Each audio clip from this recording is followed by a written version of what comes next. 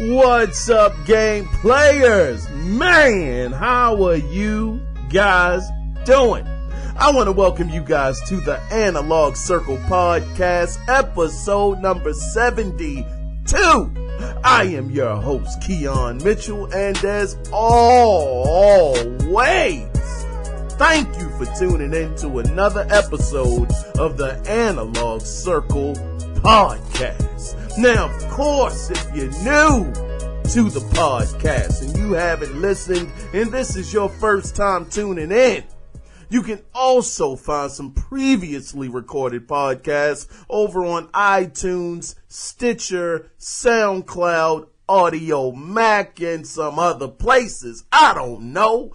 Or if you want to be a part of the show, yes, be a part of the show. Let your voice be heard by calling 443-261-4607 or email the show at the Analog Circle Podcast at gmail.com. Man, I gotta tell y'all something, brother. I'm late on this episode. Actually, I'm about 2 days late putting this episode up. I do apologize for the tardiness. It's the holiday season, so truck drivers get real busy out there delivering freight, turkey birds and chickens and all kinds of produce for these holidays, brother. So I'm trying to work around my work schedule and the schedule of the podcast. So I do apologize for my tardiness. But outside of all of that, brothers and sisters out there listening, I want to let y'all know what I have been into this week. And oh man, let me tell you something, brother. Played a little bit of that Wolfenstein too, man. Oh, game players, let me tell you just something about this game. The introduction of this game is amazing. Sensational. I mean, some of the subject matter that they are hinting at or touching on in this game is amazing. It is very, very good stuff. The writing is good. I'm not spoiling anything here because I hate it when people spoil stuff for me. All I'm going to say is the introduction. If you did not play the previous Wolfenstein, of course, the remake, the New Order, I believe it was called. If you have never touched that game, the beauty of this game is it catches you completely up to speed. Unbelievable introduction. It gives you some background on different things, and it really lets you see what kind of character Mr. Blazkowicz is. I mean, BJ is he comes from a heck of a background. That's all I'm going to say about that. But getting into the game, man, all I'm going to say for anybody that did play the game, and this is not a spoiler, I promise. What did you do with the dog? For anybody out there listening, you know exactly what I'm talking about with that dog scene. What the world did y'all do? That's all I'm gonna say. Me, myself, man, I couldn't do it. I couldn't do it. That's all I'm gonna say. I just couldn't. But I would be very curious to know for any of you guys that did play it, what did you do with that? Now, guys, this is the beginning of the game, not a spoiler, but God dog, that scene was something else. Anyway, moving on from the introduction of the game, just the gameplay mechanics, beautiful. I mean, beautiful. Real silky smooth mechanics. The weaponry feels good. The aiming. The thing I've always appreciated about Wolfenstein is you don't necessarily have to aim down the sights. All you got to do is line up your weapon with the target, and that is it. I love that about the game. So you're just in there, you mowing down mofos left and right. Not a care in the world. I mean, gameplay is smooth, just like the first one. Graphically, it's a very, very nice game to look at. Nothing incredibly outstanding about the visuals, but the visuals are very, very nice. Keep in mind, I am playing it on the Xbox One. And the resolution, I believe, is at 900p, somewhere around there, whereas the PlayStation 4 version is at 1080p. I believe that's what Digital Foundry said. So I'm not seeing it in all of its beauty. But that's what the Xbox One X is for. Oh, X gonna give it to you. Anyway, let me move on from that. But getting back on point. Let's see graphically, it's not a bad looking game. It's actually a nice looking game, just nothing amazing. Okay, I want to put that out there. Like I said, gameplay is really good, really smooth, running at 60 frames per second. It's really nice. As far as the story, man, the story is where the game really seems to be shining right now. And I'm about 2 hours in. I actually put all of the gameplay up on Mixer, actually. You can find me over the gameplay at Court Emperor 33. That's right, CORKED Emperor, over there, all one word, 33. Check me out on Mixer. I'm doing things over there. Yeah. Outside of that, though, like I said, just 2 hours in, not a whole lot, to really report on as far as time. But what I've played in that 2 hours, my goodness, the setup for the game has already been put in place. I would definitely recommend it to someone who is already familiar with the Wolfenstein franchise. Like I said, 2 hours in, these are mainly just first impressions. I would say based off of what I've played, if you like Wolfenstein, I don't see how you could be let down by this as it stands right now. It's not a full review, but just, like I said, just first impressions. Really good. Outside of that, I played DMC. Whoa, man. Game something else, brother. Yeah. Not a whole lot to say about this one, brother. Very interesting. Darn good mechanics. Gameplay is real smooth. Game actually looks, god doggone great. I can't lie. I mean, the visuals of this game really stand out. Really nice game. Think it was like $9 on Xbox, on the Xbox store. I picked it up. It was by Ninja Theory. Man, they did not let me down. I mean, gameplay is great. Graphically, it's great. Story, I have no idea what's going on. Be honest with you, just started it. I don't know if I'm gonna finish it anytime soon. But yeah, it's something else for $9. God dog, brother. You better get it. I mean, if you're a fan of the series, man, yeah, nice. Enjoyed it so far. I mean, I'm probably about, I don't know, an hour and a half, maybe 2 hours into that one as well. Really cool so far. But the other game I got into, man, I got back into some Cuphead, brother. And shockingly, I got a diamond achievement. A diamond. You guys know what that is. That is like some of the rarest achievements you can get. They gave me a diamond for beating all of the bosses. And what was the percentage? 8.2% of players have gotten this achievement. A diamond. Man, brother, you would have thought that, I got money.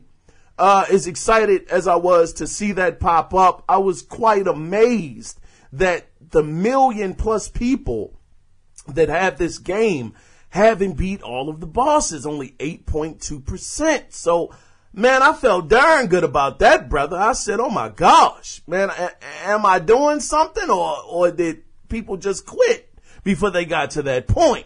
Either way, I got a diamond. Man, you know what? Speaking of diamonds, just to ask you guys, this is off of gaming for a minute. This is just me talking to y'all, just regular. I want to know something, man. Have any of you ever been to a Louis Vuitton store, brother? Have any of y'all just said, I just want to see what they got in here? Let me tell you something, brother. Oh, man.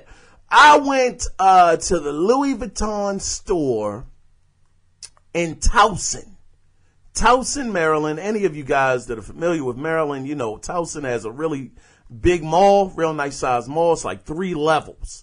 So they got all of the prestigious stores like in the back of the mall. And the further you go to that part of the mall in the back, the less traffic is back there. So I'm with my lady, and I was like, hey, man, I mean, she's been amazing to me. I mean, she's done so much for me this year. I said, you know what? I just gotta show my appreciation.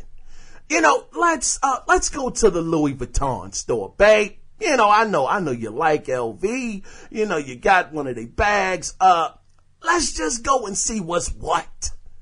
And she did give me a warning, y'all. She said, look, I don't think you want this smoke. Basically, that's what she said. I don't think you really want to do that. You're not gonna like the prices of the merchandise. I said, what's the worst that could happen? Let's go ahead and let's just check into it. So we're walking down the mall, and like I said, it's basically nobody back here.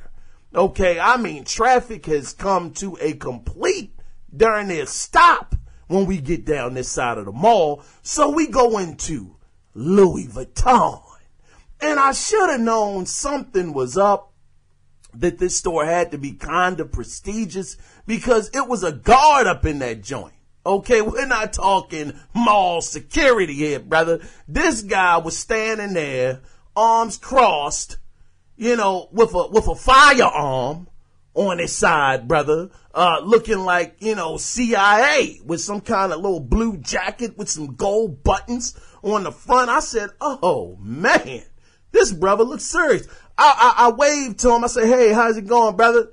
He looked at me and looked the other way. I said, oh, this guy is serious about his goddamn job. So we walk inside. We see a young lady. We say, hey, well, first we started browsing, seeing what was in the store.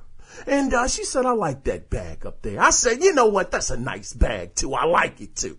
Let's go ahead and let's just ask the young lady how much it costs. She comes over. She says, oh, yeah, that bag right there, that's a very nice bag. I like that bag myself. Let me pull it up on the tablet. She pulls it up on the tablet, brother. I'm thinking, regular bag, $350, $400, just regular protocol for a bag, right? Oh, no, brother. No. Man, she pulls up the price tag. $4,000, man. $4,000 for the bag. Holy cow, brother. I wanted to remain calm. Okay, in the store. I didn't want this woman to see me act uncouth in the daggone store. But I took a real big gasp of air. I said, $4,000, huh? $4K.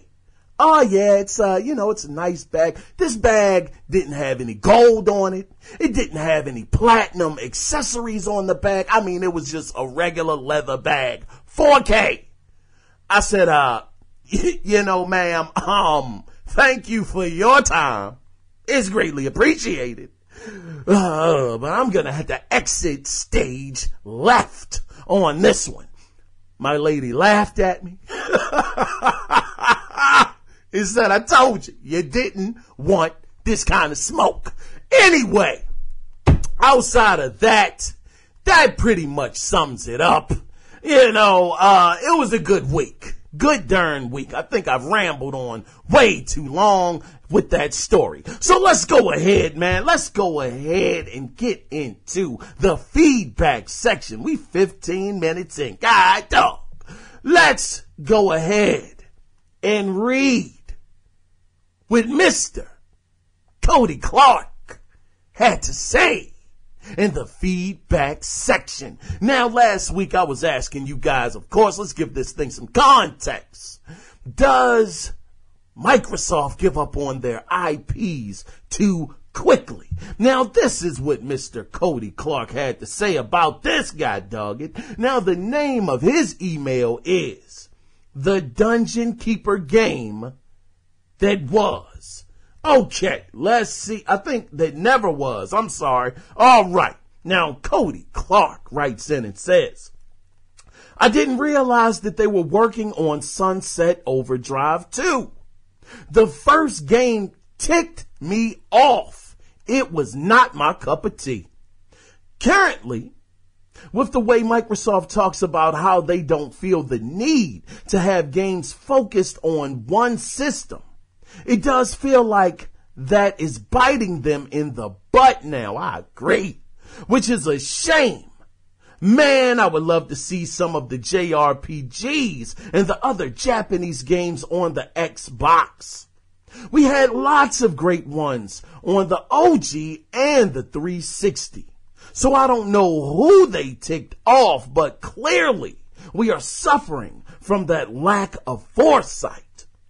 Speaking of games getting gutted and then thrown to the B team to finish off, there were a number of times while working at EA that we watched another studio or team work as backup or cleanup to a project.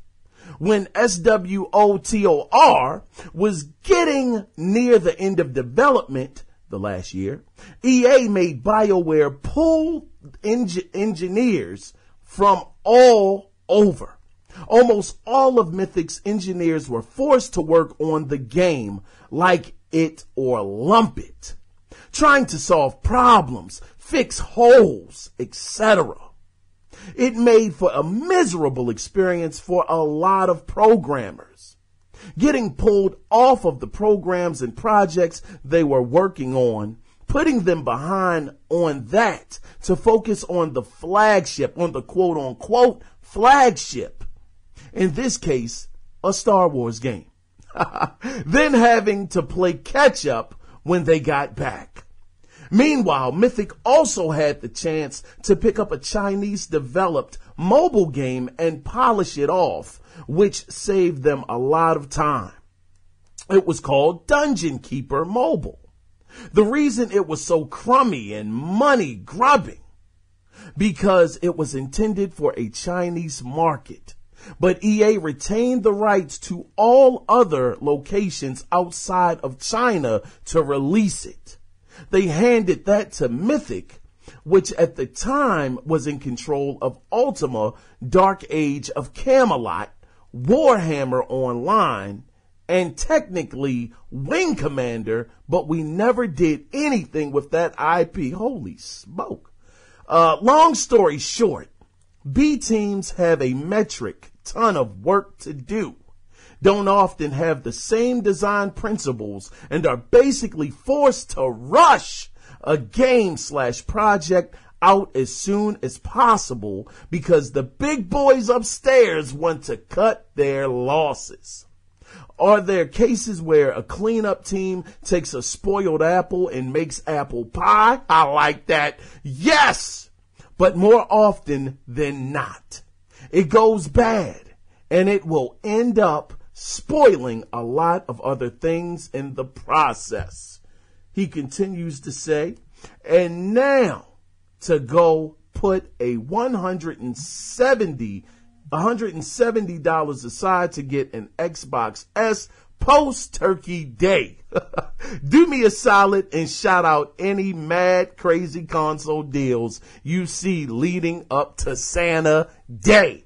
Mr. Cody Clark, as always, brother, it is greatly appreciated when you write in.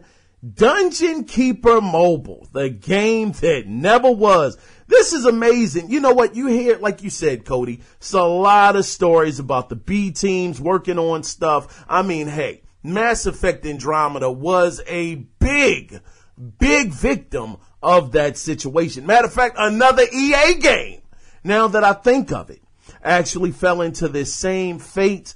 And like you said, the workload is very heavy. They're pulling them off of one project to work on another project. They're already backed up on the main project. How can you really get it correct? How can you get it right when you have these poor, I don't know, Cody, would you say it's just poor management of time with these projects, the way that they have these, you know, these deadlines and timelines? Because I do remember reading months ago that Mass Effect Andromeda, the team wanted them to give them more time to actually let it bake. But EA said, no, we gotta go, we gotta ship, we gotta get it out there. So I definitely hear you, Cody. It's a sad case that when the B team does get on certain projects, they don't turn out the way that they should. But like you said, that definitely has to be a reflection of EA, who's the publisher, or anybody for that matter, not just pointing the finger at EA, but anybody out there that has their team working on multiple projects, but are not giving them the time that they need to really let it bake, really let it, as it were, marinate into something great. That is definitely on the publisher. But Cody, as always, brother, thank you for the emails. They're always appreciated. Definitely keep them coming. Thanks a lot, brother. Moving on to the next email. Mr. Jeremy Parrish has written in again. My guy. This is what Mr. Jeremy Parrish says in his email. The name of his email, oh shucks, man. You gotta pimp these IPs. He says, it's a shame, man. As important as exclusive material is to gaming, you would think that the guys in charge would do everything they could to promote these titles. It's rare that a new IP just takes off with massive success. You have to build the brand. That's something that takes time. I believe the Spencernator, recently said Microsoft would work at more first-party titles. To succeed, they have to stand by them. Quantum Break was a cool game with serious potential, with series potential. But I haven't heard anything about a sequel in the works. Correct me if I'm wrong, though. Nah, brother, that thing is dead, man. GTA wasn't built in a day. I like this. He says GTA wasn't built in a day. Imagine if Rockstar and Take-Two had given up after GTA. Give these properties time to grow. Jeremy Parrish, brother, thank you for this email. I want to dive into this email a little bit, brother. Splash! Let's get into it, man. You know, when you mentioned Rockstar, GTA is a very, very good example, brother. I remember the first GTA was an overhead game. It did not look good. It was actually not a great looking game at all. It was not a great looking game. It was overhead view, very interesting mechanics, you know, being able to jack a car. Oh yeah. You know, and being able to do that for the most part.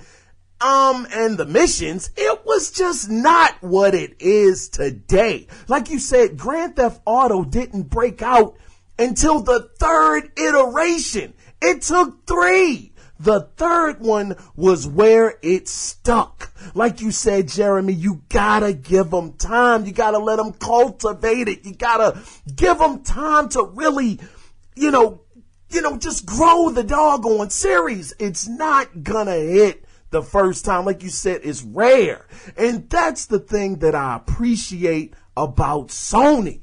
Sony will take a chance, like, man, frick it. If it works, it works. If it doesn't, it doesn't. The people want it. We're going to give it to the people. You know, I mean, The Last Guardian, they had to know that that game was not, it wasn't gonna be a breakout success that was gonna sell 15 million copies. No, it's not. It didn't. It sold, I think maybe it sold about 2 million. Don't quote me on that, but it didn't do gangbuster numbers. So for that, I just commend Sony. They take chances on IPs that are not proven. They'll come back to the IP, even if it was a lukewarm reception. What was that? Just recently, the game that had no idea getting a green-lit sequel. God dog it. I'm blanking on it. Anyway, the game that was a launch game, people were, not impressed with it. I don't know. I'll think of it as the show goes on. But yeah, they went on and made a sequel to that game. So, Microsoft, you gotta give them time. You can't knock it out the park first time out all the time. It doesn't work that way. Give it time to cultivate. Anyway, Jeremy, thanks again for this email, brother. This is a very good email. And once again, thank you to Mr. Cody Clark for his email as well. Greatly appreciated. It's always my favorite part of the show. Now, guys, I got something to say, man. Okay. Really quickly, the hour format, okay, now I've been trying to stick to that for quite some time. And then I realized something, man. I said, you know what? This ain't no god doggone radio station. I don't have a time that I have to be off, where I gotta make it an hour. I do it because I want to be cognizant of you guys' time. That's the main reason. But sometimes I might run over, and I really think this is going to be one of those days. But, yeah, I just wanted to say that. So sometimes it might go a little longer and might stay to the hour. But, we'll see. We'll see how this one turns out. But anyway, guys, almost a half an hour in. Wow. Let's go ahead, though, without further ado, and get into the gaming news. And it was a bit of it that went down, man. Now let's start with Xbox news. Now, for players looking forward to PUBG, a very, very cool announcement was made this week. The release date. Now, the game has been confirmed to release on December 12th for $30. Now, this digital release will come with the PUBG Warrior Pack, the PUBG Accessory Pack, and a track suit. Track suit pack, limited edition cosmetic pack as well. Also, there will be a cheat detection patch that has actually been released this week on a side note, because they said, Bluehole said, look, we're tired of y'all cheating all the daggone time. We're going to have to do something about this. So a cheat daggone patch should have already been released, and hopefully it'll keep some of these cheaters down, man. Now, I got to say, I was the first person to say that I would not be getting PUBG. I'm not interested in it. It is a online shooter, basically third-person shooter. I'm not into just the games that are online. I need some daggone campaign. I gotta say, man, I still stand by that, but I think what they have done here is amazing. And you might be saying, what did they do? They're releasing the game for $30. That is very, very appealing to a person like myself who has really zero interest in this game. At $30, it makes me sit back and say, dag, you know what? For that much money, it might be worth it just to give it a shot, just to see what all of the hoopla is about. So I might be looking into this eventually. not anytime soon, but for the people that have been very, very excited about this, December 12th, the game will be released. Moving on into some UFC 3 news. Since God doggone EA won't make a fight night, this is what I have to look forward to. You have God doggone C. Anyway, into some of the UFC 3 news. Now, the game will release on February 2nd on PlayStation 4 and the Xbox One. Now, the game will also feature a new mode entitled GOAT Career Mode, where the choices you make, and I'm putting air quotes on this, the choices that you make outside the octagon determine the fights you'll have inside. You'll be in charge of making promotional choices to grow your fan base, scoring big contracts, and generating hype. You'll also have the option to be a big smack talker, yeah, like McGregor, or you can be a collected fighter.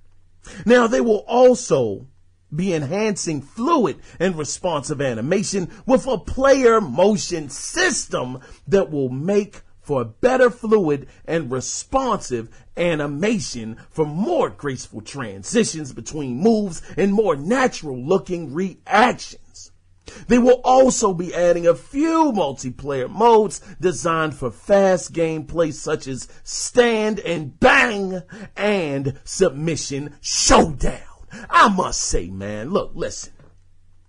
EA has been on this kick, and I'm glad they've been on this kick of adding a story to these sports games. Now, I gotta say, man, one of the best stories in a sports game that I have played personally was Fight Night, man. The last Fight Night, I forgot, what was it, round 3 or Champion? I think it was Fight Night Champions. That story was actually, look, I'm not saying groundbreaking. I'm not saying it was something that was going to make you tear up and cry and all of that stuff. I'm just saying that it was nice.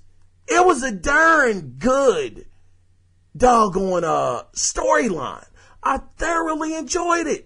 I thought it was nice. It was cool. So hopefully EA can continue this, in this newest iteration, UFC 3. We'll see how it goes. Hopefully the outside choices that you make really will move the story along. Because, some games you just don't get very vested. So I'm hoping that that's the case in this one, and, hopefully it'll turn out nice. UFC 1 and 2, I enjoyed. I mean, they are great to look at. I mean, amazing games graphically. But, we'll see how the third one turns out. But EA, please, for the love of gaming, please, man, make a god doggone Fight Night 3. I want a box, man. God darn. Moving on. Now, this is into some PC news. Now, PC players. I haven't covered PC in quite a while. If you're looking forward to Wild West Online, it's going to be in early access starting on November 15th. Now, what this early access will include is 100 quests. God dog it. You'll be able to hunt. You'll be able to mine for gold and accept missions and quests from NPCs. Now, there will also be 2 PvP events entitled Golder Road, and that's what it's called, Golder, Golder, Golder Road, and Artifact Hunt. Now, as far as weapons, there will be 20 historically correct weapons in the full game. Now, 20 historically correct weapons. Now, in the full game, you'll be able to claim land and build an actual homestead. Let me tell you something, man. This game actually caught my attention a little bit. I mean, I'm not a PC guy. I probably will never, ever be a PC guy. But I must say, This game looks really good. It looks very, very interesting. I like the fact that you'll be able to claim land, which leads to me thinking that you could actually fight other people, with the PvP events and maybe take over what they have, which could be a really nice, dope mechanic. When you see somebody's land, you're like, oh man, you getting fat over here. You got cattle, you got doggone sheeps, and all kinds of chickens running around. You know what? I kind of need you to come up off of that. You go over there, you pick a fight, and all of a sudden, you win, and you get to take over the guy doggone land. That would be pretty dope. Now, I might be going too far with that, but somebody needs to make it happen if that's not the case. But anyway, I digress. Moving on now into some Nintendo news, I should say. Now, for many years, this really was interesting to me. For many years, we all know this, Monster Hunter has been exclusive to the Nintendo platform. So you would think, right, naturally, you would think that would be the case for Monster Hunter World. Well, friends, in an interview with co-director Kaname Fujioka, I think I said that correctly, Kaname Fujioka. Yeah, that's the brother's name. He had this to say about porting it over to the Switch, and I quote, "Unfortunately, we can't really say at this point. There's no room to say we're porting our current software to Nintendo hardware. It comes down to what we've already said. We want to deliver the perfectly adapted game for the hardware we have in mind. That was our design concept and our mission from the beginning. Being able to adapt Monster Hunter for those systems, adapting that to different hardware doesn't really work this time around. But in the future, thinking of something like the Switch, we'll think about it, how to adapt it for that platform." End of quote. So basically, it's not gonna happen. And this is a sad, sad truth. But at the same time, isn't it kind of ironic that a series that has been a staple on Nintendo's 3DS or handheld platforms for many years finally breaks free, and they ain't even looking back. Joker was like, he got free off the farm. Like, man, I'm never turning back. It was like the daggone scene in Harlem Nights when the brother called up his wife, "Hey, never coming back home. Take it easy." It seems like that's the same daggone thing that they're doing over here with Monster Hunter. They got some more hardware, some better hardware to work on. They're probably able to do some things that they've been wanting to do, but were limited to the hardware that they were working on. So they finally broke free, and it doesn't seem like they want to be held back down. So Nintendo, you might not be getting this one, Nintendo fans, but that's all right, because y'all definitely are winning at the minute. Y'all got Doom out there right now. It's getting good reviews. I think y'all gonna be all right.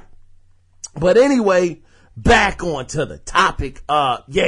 It's not coming out, unfortunately. Moving on, for Nintendo consoles, I should say, the Switch. Moving on. Now, into some more Nintendo news, just a little nugget, nothing too serious. But, Octodad, Dadliest Catch, oh man. That's coming out, November 9th, and that's gonna be $15. That was the dumbest game. I'm not gonna say dumbest game. That's just so disrespectful. They worked hard on the game. That's just so disrespectful for me to say that. I'll just say it wasn't my cup of tea.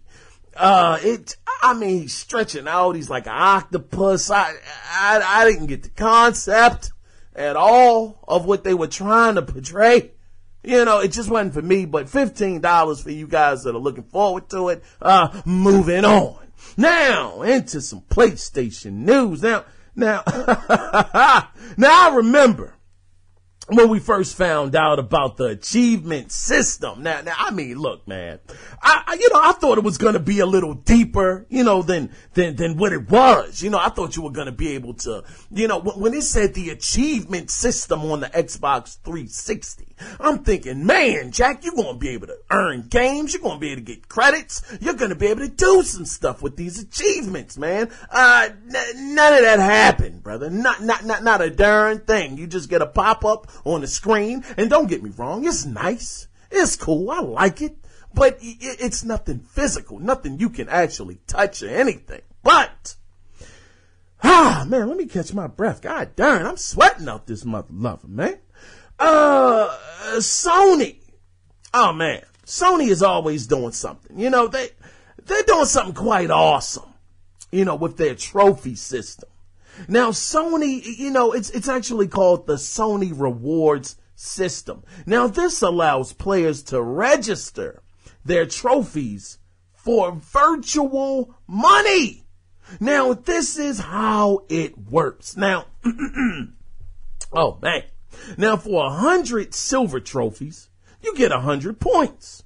For 25 gold trophies, you get 250 points. And for 10 platinum trophies, god darn, you get 1,000 points, which means that breaks down to $10 in credit. So for 1,000 points, like I said, that's $10.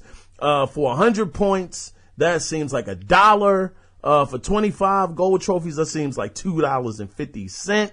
But man, I mean, look, brother, you got to be a serious daggone trophy hunting son of a gun to get any kind of real currency off of this. But it's great incentive though. Now the downside, I want you guys to know this before you get out there and you're like, oh shucks, I got daggone 10 platinums.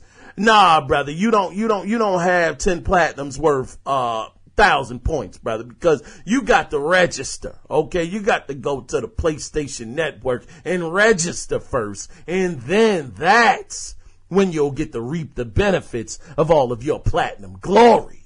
Which, I mean, god dang, man, that's a lot of work for some people, man, but I do think it's great incentive for people like myself who aren't really into achievements or trophies, who could care less. It does give you something to work for if you want to get some of that virtual currency. So my hat definitely goes off to Sony. I think this is a great program overall. It doesn't cost you anything but hours of your time to get the platinums, the golds or the silvers, brother. Gonna be playing anyway, may as well get something out of it.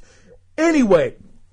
Oh, also, let me let you guys know this. This is only in the USA as of right now. I think Australia, they had something really cool in Australia. They were actually giving the literal trophies, the literal platinum trophies out. For getting the platinum trophies. They were giving you the literal platinum freaking trophy thing. God darn, I'm all fricked up.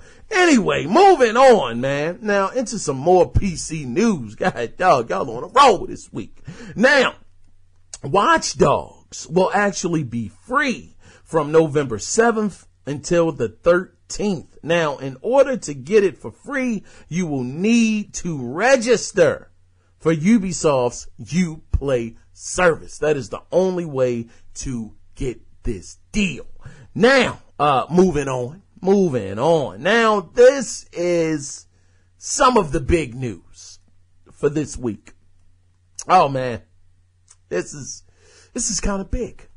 And Jeremy actually alluded to this now that I think of it. Now, in an interview with Bloomberg, Phil Spencer expressed that they will be acquiring new gaming studios to help reinvigorate the Xbox brand. Now, this is the quote. He says, "We need to grow, and I look forward to doing that." End of quote. Oh, wait a minute. But it wasn't. But that wasn't it. That wasn't it.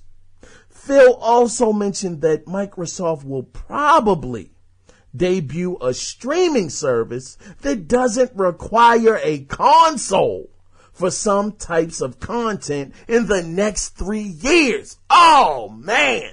Now people, this is the thing that made me chuckle. This made me do one of these. This made me chuckle, man, because they took this so far out of context. Bloomberg, that was, where they had another article up saying that Gears of War and Halo, okay, could be coming to the PlayStation platform. Oh man, are you nuts? Are you nuts? That is not gonna happen. That's not gonna happen. First off, that would be like, even Phil came out and actually addressed this and said that was not what he meant. They took it way out of context. He was saying stuff like Minecraft. Okay. He said he was referring to Minecraft with, some of the other part of the interview where he was saying, no, I mean, that's already on the PlayStation. It's even on the Nintendo Switch. So yeah, they took that out. But anyway, getting back onto the topic though. Now, Microsoft, they are in super hard need for this to happen. They really, really need this. And I think that, with Phil saying that, because it was, and I got to shout out, I got to shout out Randall Thor. This guy's dope, man. I mean, his YouTube channel, this dude is lit. He is straight lit. He's on top of a lot of stuff. I like the fact that he loves Microsoft, but he's not a fanboy. He likes Sony for what they do. And he was actually talking about this. He said, Phil had actually had a plan. He wanted to work on the hardware.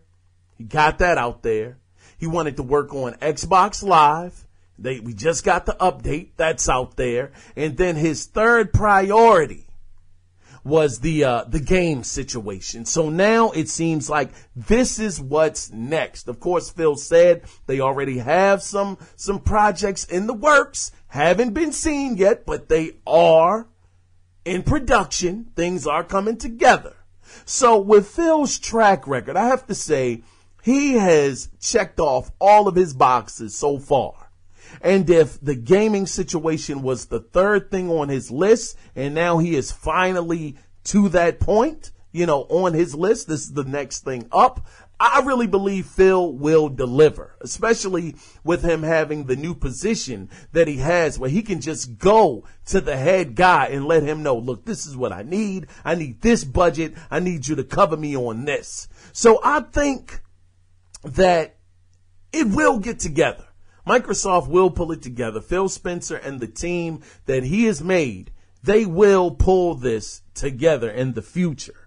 Now, as far as the streaming goes, in the next 3 years, man, this isn't something we haven't seen before. We know that Sony has attempted this. They're still attempting it with their streaming service. They've even attempted it with their TVs where they had, what was it, PlayStation? I forgot the name of it, but the streaming service, you could just access it off of the TV. As long as it was a Sony Bravia or a Sony brand TV, you could do that. So it's not out of the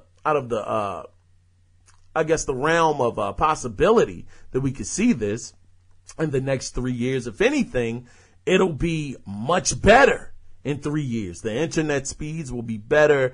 Hopefully it won't be a lot of buffering and, all of that stuff. But either way, it's just interesting. I think that, Phil, they're going to do well, him and his team. And I'm rambling way too much. Moving on. Now, another quick, thing for you PC guys. Injustice, 2, that actually releases, November 14th. But the beta has begun on Steam already. Go ahead, look into it, y'all. Woo! Now, RE7, Resident Evil 7, has sold 4.1 million units. That is a darn great number. 4.1 million. That game came out in February. You figure March, April, May, June, July, August, September. About 8 months. You made over 4 million. Hat goes off to y'all, Capcom. Moving on now, guys. God, dog, we are like right there. Oh, we're right there at the cusp of one of the biggest shopping days ever here in the U.S., Black Friday. Oh, yeah, we're close, man. Now, it's one of my favorite days, actually. I get out there and, I've never had a problem. Believe it or not, I've never been elbowed. I've never been drop kicked for a toaster. I've never ran into any of these problems that so many people seem to run into, getting trampled and all of that stuff. And I know it doesn't have anything to do with my size. I'm 6'2", but man, people don't give a darn. I mean, man, I saw a kid get smacked up. He was holding a doggone thing for his mama, holding it for moms. And the woman said, give me that, and smacked the kid in the face for the daggone item. So yeah, people get mad, crazy. But I've never ran into that. But anyway, it's some Black Friday deals that have actually leaked. Now, this is going to be for Target. Now, this is according to bestblackfriday.com. Now, here are the games and the prices. Wolfenstein 2 will be sold for $30. That is freaking excellent. Call of Duty World War II will be $45. Need for Speed Payback and Assassin's Creed will both be selling for $35. Resident Evil 7 will be selling for $15. Injustice 2 will be $25.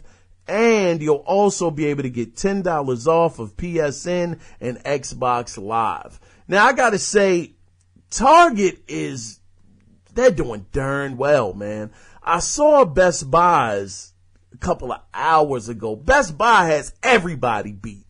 I don't care, especially if you're a Gamers Unlocked member, because I'm going to tell you, I've been to Best Buy every year for Black Friday for like the last, 6-7 years on a game binge, and I have never been let down.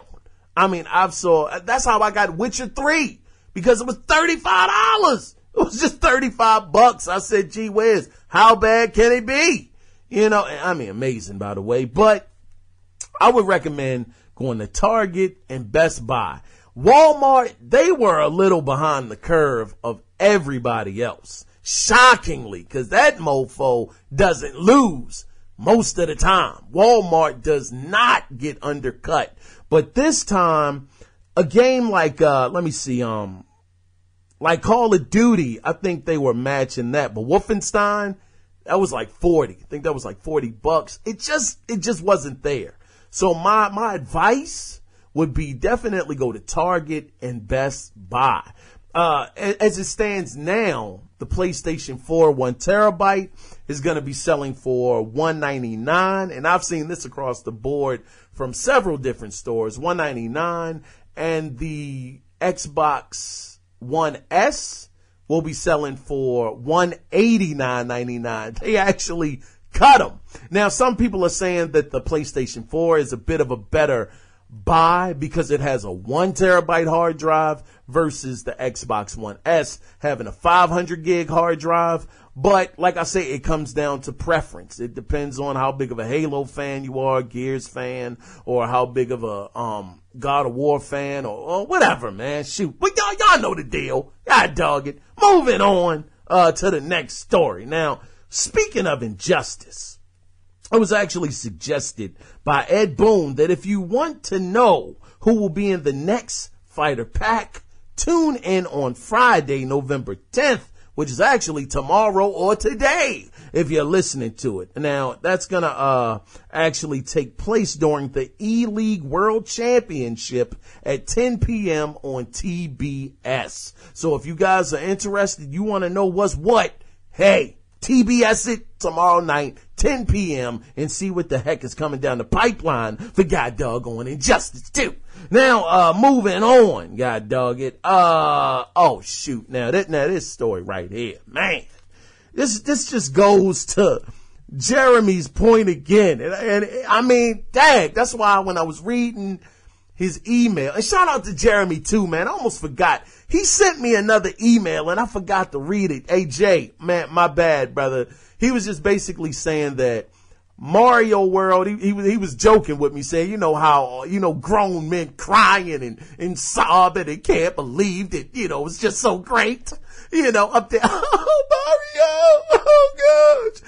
He was just saying that, he ain't crying nothing. The brother ain't shed no tears, but he said, man, it was pretty darn dope. He did say it was a really good game. He beat it. He still has to go back and get some more stars and all of that stuff, but he said it was great. So, I'm going to pick it up. Man, this is the thing, man. Look, listen, I got the Switch, man, and I have not opened it. God dang, I know I haven't opened it, man. Basically, man, look, it's a gift, okay? I'm going to get to it, but I'm going to get to it by the first of the year, man. All right. I mean, don't judge me, brother. Okay. Please don't judge me, but I'm definitely going to play that Legend of Zelda. I'm going to get into it, man. Good grief. But getting back on topic, man, I'll trail off in a minute, man. But, good grief. Now, this is Grand Theft Auto, related. Now, GTA 5, God dog, it has hit another milestone by shipping 85 million units, making it the highest selling game in the USA. Now that title was previously, and I know everybody knows what game held that spot for quite some time. If you don't know, it was previously held by Wii Sports. Now that actually sold a very, very respectful 82.3 million units. Now, Grand Theft Auto, if my memory serves me right, you guys can correct me if I'm wrong, it sold for, not sold, but it was made for like $236 million. And at the time, that was, man, we're talking one of the most expensive games ever made at $236 million. Well, if you do the math, okay, and you count up these 85 million units that have been shipped. Now we gotta say shipped because it's a difference between being shipped and a difference between being sold. But if these 85 million units actually sell, this game has made $5 billion, $100 million to date. You want to talk about a freaking heck of a flip. You just put up 236 million to get 5 billion, over $5 billion back. You couldn't ask for a better return ever. So, take two, god dang, you better count your lucky stars that y'all took a chance. And there we go again with the chance. They took a chance. They really rolled the dice. Well, is it really rolling the dice when you talk about Grand Theft? Is that really a roll of the dice? I don't know. But the fact remains, $236 million is a freaking grip to spend on a game. But man, hey, you know what? They gambled big and they won enormously.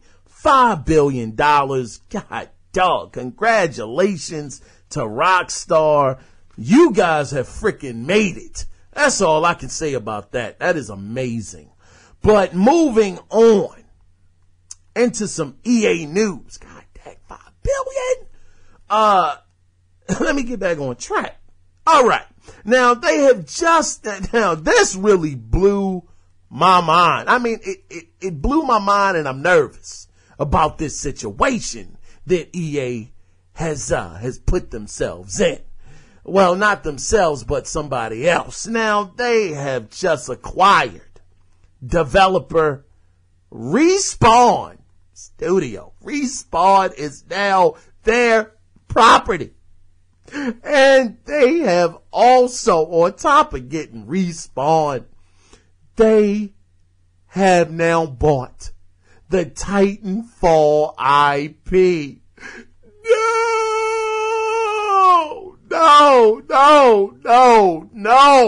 Feel like Darth Vader, man, when he was in daggone, something happened when he got his mask on or something, he killed somebody and he was just, no. Anyway, let me stop tripping.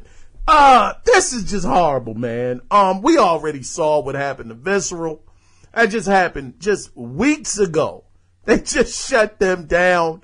Things weren't going good and they were out of there. I fear that this is going to happen, but let's get into some details about this situation. Now, it was also announced, which this is some great news. I never thought this was going to happen, but it was also announced that the studio is working on a third Titanfall game. They're making a third one, which if you have not played Titanfall 2, god dang, what are you doing? What are you doing? Titanfall 2 was excellent. I mean, it was a darn good game. I never thought we would see a sequel, or I should say a threequel to this.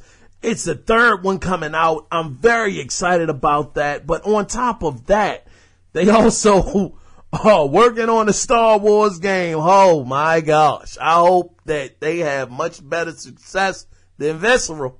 Oh man. Anyway, they're also working on a VR title as well. Now, listen to how much EA actually paid for this daggone studio. Now, when I read these numbers, think about Microsoft actually paying these same numbers to acquire someone with the skill set of Respawn to be exclusive to their platform. Now, EA actually paid $151 million in cash for the Respawn studio, as well as up to $164 million in equity. Now, as far as performance milestones, they could see a cash figure go as high as an additional $140 million. So you take all of these numbers into consideration. I mean, all of these numbers, we're up to almost over, what's that? 1, 2, 3. Man, we're up to over 300 million, basically during their $400 million for this whole deal. For Respawn, the Titanfall IP, the whole grip and the whole nine. Of course, the additional 140 million, you know, that's not guaranteed because that is basically a performance milestone, which is another incentive, I'm taking it, that they could reach for to make them work harder. But man, this deal right here, god dog, that's a heck of a gamble, man. $400 million for a studio and an IP. I can understand why, Microsoft, after I read this, I can understand why Microsoft is a little hesitant to jump at everything. Everybody has been saying they need to pick up Bluehole, and, that'll be a great asset, to the company. Speaking of Bluehole, that's actually the final story I want to talk about. But, I can understand why they have to just kind of sit there and wait and see what happens. And that also opened up my eyes to see that I can understand why they might want to acquire certain studios that are already up and running, because you know what kind of work you can expect. EA, I have no doubt that, Respawn is going to do great for EA. And I was actually hoping Microsoft would have picked them up, but, they didn't. And who knows, maybe that was one of the studios Phil might have been trying to get to, and EA just outbid them. I mean, you never know. But, we'll see how this goes. I mean, this is still great news. I'm worried, for Respawn. I hope they don't give them the boot 5 or 6 years from now. I hope that they'll be able to stay around for a while. But, the best part about this news was knowing that there is a Titanfall 3 being developed. And I'm very, very excited about that. Moving on to the final story that I alluded to. Now, PUBG developer Bluehole, of course, has announced today that they are working on their next game that will be an open world MMORPG called Ascent Infinite Realm. Now, the game is going to blend steampunk and high fantasy and will feature realm versus realm PvP combat with both, now this is cool, with both ground and aerial combat. Now, you'll be able to customize your airships and choose between 5 different classes. Now, they also, as far as, when this will be released, they did say that there is a beta that will be arriving in the first half of 2018. I respect this a lot. Bluehole isn't sitting on their hands, sitting on the success of PUBG. I mean, this game has done staggering numbers by itself. I think it's over 12 million now. I don't think it's at 20, but for some reason I'm thinking 12. Correct me if I'm wrong. But I definitely like the fact that they're not standing still. They already have another idea for a game, aerial combat, ground combat. I think that's a great setting, or I should say a great gameplay mechanic. I mean, we've seen it in Star Wars Battlefront. We've seen it in a few games, Battlefield. I mean, it's nothing new, but, maybe they could put another twist or spin on it, kind of like they did PUBG. So I'll be very interested in this. I mean, it'll be coming out the first half of 2018. The beta, that is, the beta. But congratulations to Bluehole for all of the success that they've had. I mean, it's been amazing ride. But game players, that is the end of the gaming news for this week. Now, guys, stay tuned because I have a question for all of you. After this week's video game theater, stay tuned, guys.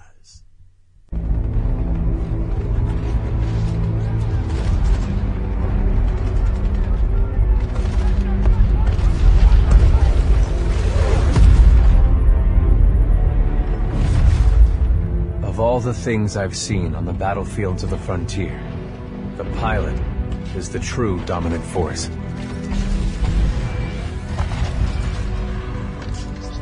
Fast and agile. Graceful, yet devastating. Perceptive. Resourceful. And relentless. A pilot sees the world differently. Sheer walls become flanking routes. Pilots fight differently. Experienced in deception and maneuver, even overwhelming odds shift in their favor. But what truly separates the pilot from all the grunts and machines of the battlefield is the bond between a pilot and a Titan.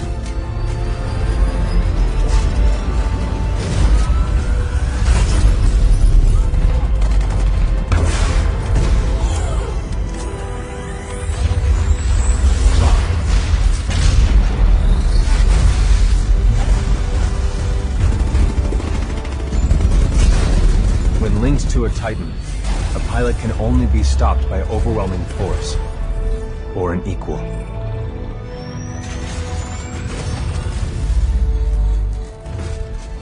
The frontier has been the only home I've ever known. For years, our lands have been destroyed by the IMC. And welcome back, game players. Welcome back. Now we are in the final section of the podcast, and my goodness, I can't believe that I'm gonna ask you, the listener, this question because I thought I had to answer do it already. Now, the question I have to ask you guys is this. Oh, man, I can't believe it. Will Xbox win the November NPD'S? Now, initially, you guys know, I said that is not gonna happen. It is impossible. If anybody is gonna win, it's gonna be Nintendo, hands down. Nintendo has already sold over 2 million copies of daggone Mario Odyssey. 2 million. But I gotta say, brother, the buzz around the Xbox One X has been pretty darn enormous. Now, it's $500, right? It is aggressive. I mean, the daggone price is just, yeah, it's aggressive. But I gotta say, looking at all three of the companies, Sony, Microsoft, Nintendo, Black Friday is coming up. The Switch, it's not going to be not discontinued, but of course it's not going to be that, but it's not going to be discounted. The PlayStation 4, that's going to be $199, 1 terabyte. The Xbox One S, on the other hand, is going to be $189.99. That's a $10 difference. And of course, you got the Xbox One X that's out there for $499. Now, the thing about the X that really shocked me was that it actually makes your 360 games look better. I mean, man, I didn't expect that. I did not expect that from Microsoft. That was a mind blow. Okay, you guys remember back in the day, I'm trying to get my thoughts together, god darn. But how when we thought backwards compatibility would be on the PlayStation 2, we thought that the PlayStation 1 games would look better on the PlayStation 2 because it was better hardware, but that wasn't the case. I mean, you might have got some faster load times. I can't recall. That was like 20 years ago during there. But this time out the gate, Microsoft is actually doing just that. The 360 games are running better on the Xbox One X. They have been enhanced. On top of that, games that you already have in your current library. Let me tell y'all something, man. I just read it today. The Witcher 3 is running at 60 frames per second. It's an uncapped frame rate in the game. Now, granted, look, let me put it in perspective, okay? It's not running at 4K, all right? I'm not saying that. It's actually running at 900p. Some of y'all might say, ew, that's just terrible. But the fact of the matter is, it's running at 60 frames per second, and this is pre-patch. It's not even a patch out, and it's running at that kind of frame rate. Certain games are really seeing better visuals. You're getting better load times. I mean, the X is really doing something that I just wasn't expecting it to do. So because of that, the buzz, people are enjoying it. A Digital Foundry is giving it pretty high marks on what the hardware is able to do. It seems like, and this is launch week, I don't want to get too crazy about all of the predictions and stuff. It is launch week, but I'm going to say this. I went to Micro Center. They had one left. I went to the Target website. They didn't have any. However, I did go to Walmart. They had an Xbox One Scorpio edition. Now, I don't know if that was a typo or if it was real, but it looked like they were available on top of Best Buy. They had some available as well. Now, granted, this was almost 3 days ago that I looked on these websites to see what it was. They were available. Who knows what they're like now? But my point is this. The buzz seems to be kind of heavy with the X. It's been reports, now I don't know how true these are, but it's been reports that this thing has sold out. And I have to shout out again, Cody Clark. That brother sent me a tweet from this company, this analyst company that was projecting that the Xbox One X was going to sell 500,000 units. 500,000 units before the end of the year. In that article, they had to change that number. They now project that the Xbox One X is going to do darn near 1 million by the end of the year. 900,000 units. Now, whether that will happen or not, I don't know. But that's why I'm asking you guys. Will the Xbox win the November NPD daggone numbers? Man, I'm sweating right now, and I'm about to wrap it up. But before we go, I gotta give shout outs, man. First off, I gotta shout out my man Chad Harper, that's always posting things in the Analog Circle Facebook group.